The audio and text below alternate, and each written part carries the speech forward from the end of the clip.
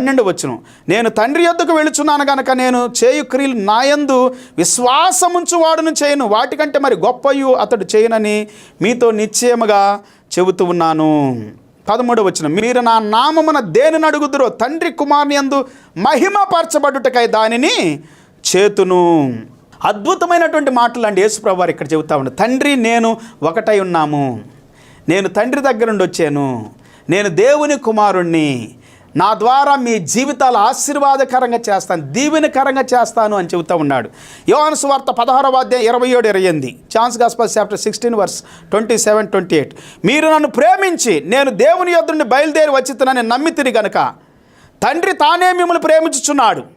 నేను తండ్రి యొద్ద నుండి బయలుదేరి లోకమునకు వచ్చి ఉన్నాను, మరియు లోకమును విడిచి తండ్రి యొద్దకు వెళ్ళుచున్నానని వారితో చెప్పాను. నేను తండ్రి దగ్గర నుండి వచ్చాను, నేను తండ్రి దగ్గరికి వెళుతూ ఉన్నాను. ఆయన తండ్రి దగ్గరికి